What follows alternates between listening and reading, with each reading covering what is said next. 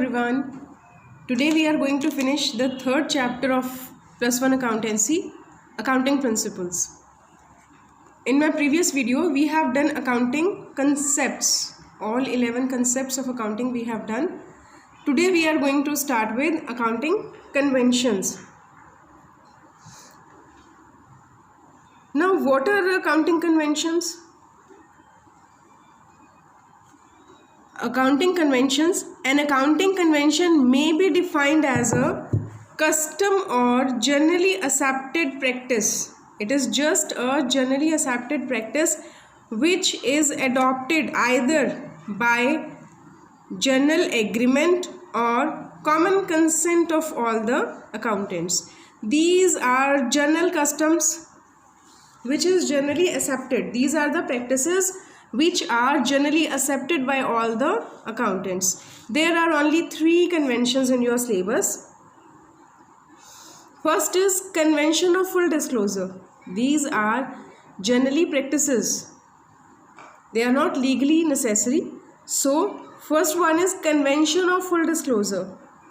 This convention requires that all significant and insignificant related to the economic affairs of the enterprise should be completely disclosed. Means you have to disclose everything.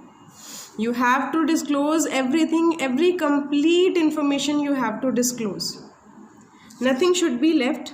In other words, there should be a sufficient disclosure of information which is of material interest to the users of the financial statements, such as proprietors, present and potential creditors, investors and other people. The principle is so important that in the financial statement of a company, the pro forma and contents of the balance sheet and profit and loss account are prescribed by Companies Act. According to this, convention says that you have to show each and every item, each and every transaction, whether it is important or not. You have to disclose it fully. It also says that we have to show contingent liabilities. Contingent liabilities. We also show. Now, what are contingent liabilities? Contingent liabilities are those liabilities which may or may not arise. Which may or may not arise. Like if you have given a guarantee of your friend's loan. If your friend has taken loan from the bank and you have given guarantee to the bank that if he will not pay, I will pay. Then in that case, if your friend defaults, if your friend is not able to pay the loan back, then your liability comes. Otherwise, if your friend pays, no liability comes on you. So this is a contingent liability which may or may not arise.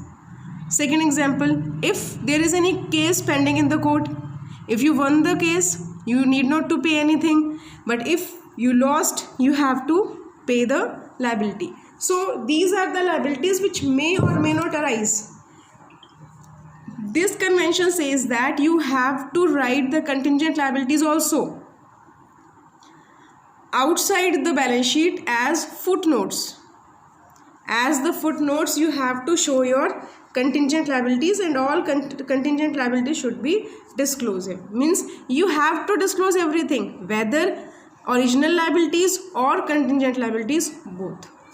Second one is convention of materiality. Now, convention of materiality is an exception to the convention of full disclosure. According to this convention, items having an insignificant effect or being irrelevant to the users need not to be disclosed. It says that you have to disclose everything, but this says that you have to disclose only relevant items. Only relevant items, irrelevant items you can ignore. So there is always a fight between the two. Third one is convention of conservatism or prudence. Convention of conservatism or prudence. According to this convention, all anticipated losses should be recorded in the books of accounts. All losses anticipated. Anticipated means that has to be in the future. Anticipated, you are predicting the future. Future losses you can record, but future profits you will not record. You have to conserve yourself. This is also called prudence. Convention of conservatism or prudence. It says that anticipated losses should be recorded in the books of accounts, but anticipated profits should be avoided. In other words, conservatism is the policy of playing safe. Provision is made for all known liabilities and losses even though the amount cannot be determined with the certainty. Means we can predict the loss and we have to record that, but we cannot predict the profits and we cannot record the predicted profits. So these were the three conventions.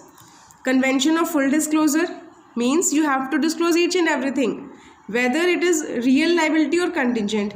Convention of materiality says that you have to record only the relevant items. Irrelevant and unimportant items, insignificant items, you should avoid. So last says that anticipated losses should be recorded.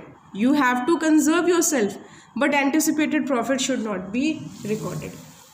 Now the last topic of this chapter is a small difference between concepts and conventions. This is the last topic.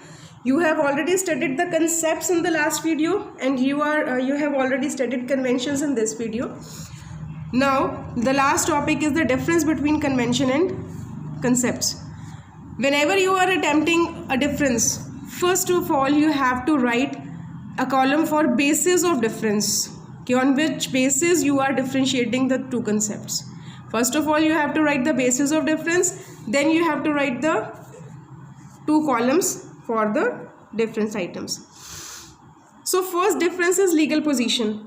Accounting concepts have legally acceptance, means concepts have legal acceptance, but conventions are just guidelines based on customs. They have no legal acceptance. Recording versus financial statements. Concepts are assumptions on the basis of which transactions are recorded. Recording is made according to concepts. But financial statements are prepared according to conventions. Conventions helps in preparing financial statements. Significance means importance. Concepts, these are very important, but these are not so important. Conventions are not so important, they are just guidelines. Role of personal judgment, there is no role of personal judgment in concepts. They have to be strictly followed, but there is a personal judgment which plays a crucial role. Last one is uniform adoption. There is uniform adoption of concepts in different enterprises. Concepts can be uniformly accepted, but there is no uniformity in adoption of conventions. So this was the only difference, that concepts are legally accepted, conventions are not. Concepts are helpful in recording the transaction and conventions are helpful in preparing the financial statements. These are very important, concepts, and conventions are not so important. Personal judgment plays no role in concepts, but in convention it plays a role. Uniform adoption, concepts can be uniformly adopted, but conventions cannot be. Thank you. This chapter is over. Just go through the PDF and also go through the 1 mark questions, because from this chapter 1 mark questions are very important. Thank you.